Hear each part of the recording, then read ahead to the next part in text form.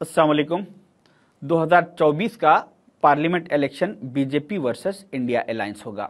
India alliance में total Congress के साथ साथ टोटल 26 पॉलिटिकल पार्टीज है। ये सारे 26 पॉलिटिकल पार्टीज का मकसद एक ही है कि किसी भी सूरत में तीसरी मर्तबा नरेंद्र मोदी जी को प्राइम मिनिस्टर बनने से रोका जाए, ताकि हमारे मुल्क के कॉन्स्टिट्यूशन को बचाया जा सके, ताकि जो फाइनेंशियली हालात मुल्क के तबाह हो चुके हैं उसको सुधारा जा सके, और जो मुसलमानों पर, जो माइनॉरिटीज पर इस मुल्क में जुल्म हो रहा है उसको रोका जाए। इसी मकसद से ये टोटल 26 पॉलिटिकल पार्टीज ने मिलकर यह तय किया है कि हम अब की बार किसी भी सूरत में बीजेपी को सरकार बनाने नहीं देंगे। मगर कुछ दूसरे रीजनल पार्टीज और भी है, जैसा कि तेलंगाना की बीआरएस पार्टी है।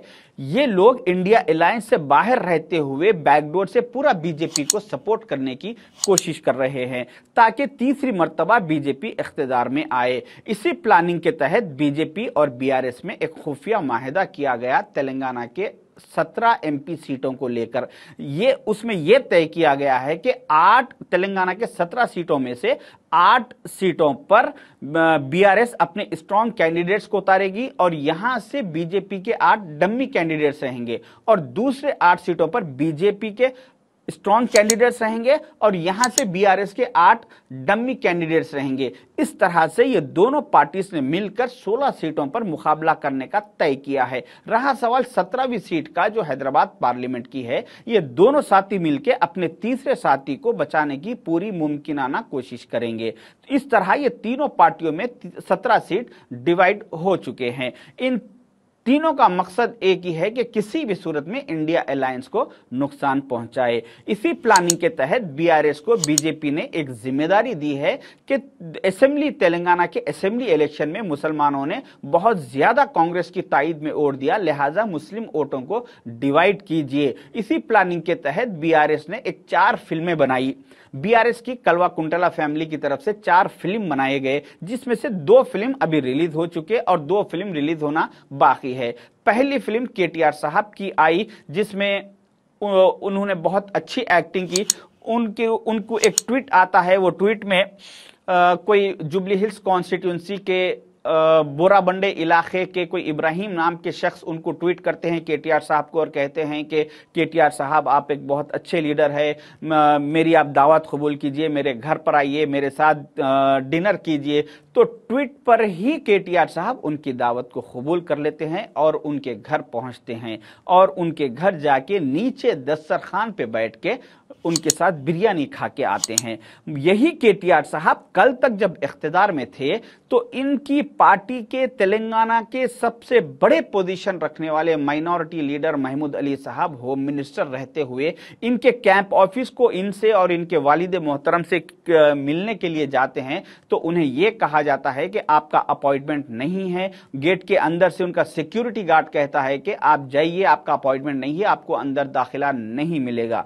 तो मैं बोल के उनको वहां से हकाल दिया जाता है। तो मैं कहना चाहूंगा केटीआर साहब से कि केटीआर साहब, आप कल तक जब इख्तिदार में थे तो आप तेलंगाना के सबसे बड़ी पोजीशन रखने वाले महमूद अली साहब होम मिनिस्टर रहते हुए उनको गेट पे से हकाल दिया जाता था, और आज जब आप इख्तिदार में नहीं है तो एक अनजान आदमी के मामूली से ट्वीट पे आप उसके घर जाके उसके साथ बिरयानी खा के आते हैं। तो ये आप कि मुसलमानों के साथ हमदर्दी का दिखावा अब मुसलमानों में नहीं चलेगा। ये लोग अब मुसलमान अब आपको जान चुके, ये आपकी फ्लॉप फिल्म रही। दूसरी फिल्म हरीश राव साहब की रिलीज हुई। कल तक जब हरीश राव साहब इख्तिदार में थे तो इनके पास उलमा इकराम, मशाइखीन, दानिशमंद हजरात अपने कुछ मसाइल लेकर जाते थे तो और कहते थे कि हरीश राव साहब, आपसे और सीएम साहब से हमें मिलने का मौका दीजिए, कुछ मसाइल है। तो ये कभी उन लोगों को टाइम नहीं देते थे, कभी उनसे मिलना जरूरी नहीं समझते थे। 2 या 3 दफा उनको बाद वक्त ये कहा गया कि आप जाइए वया दारुस्सलाम आइए। तो वया दारुस्सलाम भी जब उलमा इकराम उन लोग सीएम साहब के पास, केसीआर साहब के पास उस वक्त गए, तो मैं समझता हूं कि 10 साल के दौर इख्तिदार में 2 या 3 दफा उलमाए दीन, मशाइखीन उन लोग से केसीआर साहब की कुछ मीटिंग हुई, वो भी आधे घंटे की।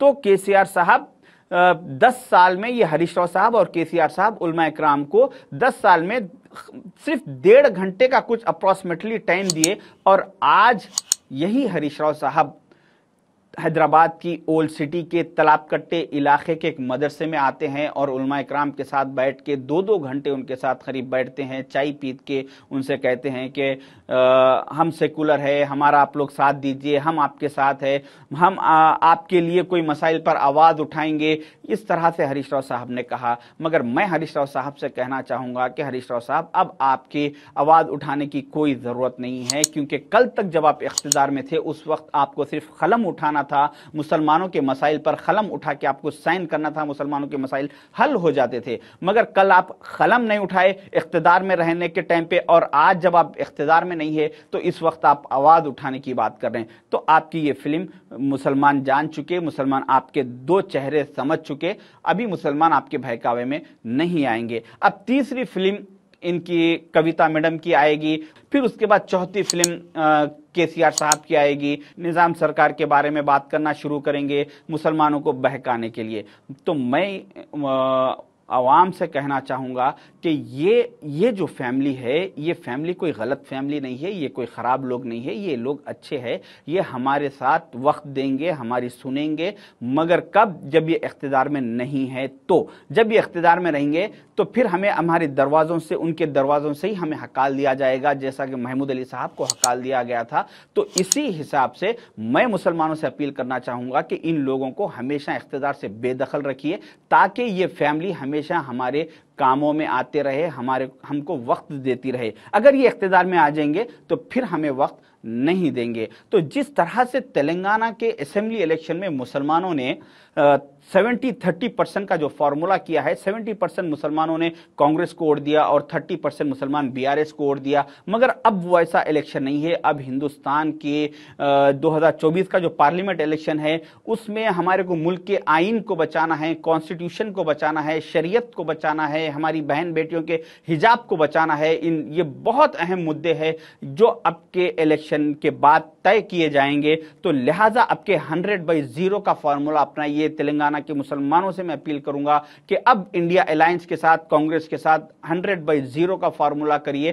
कांग्रेस को 100 आउट ऑफ 100 वोट मिलना चाहिए और बीआरएस को 0 वोट मिलना चाहिए। इसीलिए मैं आप तमाम लोगों से रिक्वेस्ट है कि बहुत ही नाजुक वक्त है, इस पर सोच समझ के कदम उठाइए और कांग्रेस का, इंडिया अलायंस का साथ दीजिए। शुक्रिया, अल्लाह हाफिज।